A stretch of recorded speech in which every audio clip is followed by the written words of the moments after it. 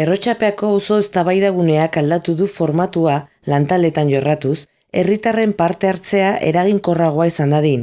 Hasteko eta lau taldetan antolaturik, beraien proposamenak zehaztuta ordenatu dituzte auzokideek, geroxeago Patrizia Perales auzo zinegotziak erantzun dien eskaerak. Bigarren jardueran auzoko diagnosia egin dute auzokideek, lau gaien inguruan sailkaturik.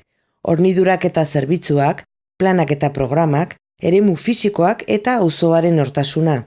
Bukatu ondoren, talde guztien proposamenak partekatu dituzte.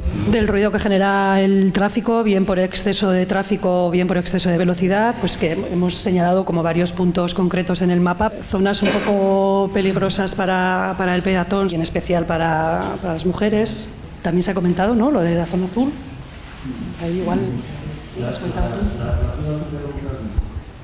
Sí, una de las opciones que nos parece razonable es hacer una encuesta a los vecinos, sobre todo los de la zona más afectada, para que den su opinión. Bueno, nosotros lo primero que nos ha venido a la cabeza ha sido un cine, que no hay cine y los domingos está esto aquí. Bueno, los chicos que se han ido con el patinete han dicho que querían una pista de skate como urgente, una casa de la juventud para jóvenes, por ejemplo, entre 14 y 18 años. Aquí dicen que en la Plaza Margarita de Navarra hacen falta más columpios y zonas de juegos. Y luego yo veo poca presencia de agentes municipales en la Rochapea. Nuestro grupo era el de proyectos y promoción y prevención, entonces los puntos que han salido, inmigración, dar a conocer planes para la integración de personas inmigrantes.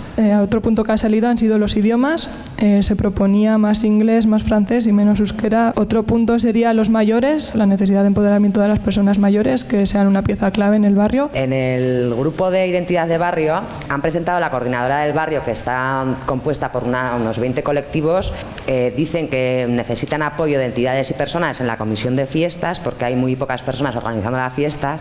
Y luego los chiquitos que estaban aquí de grupo en grupo han propuesto que quieren un encierro de vacas. Y han hecho el recorrido y todo lo tenéis ahí plasmado.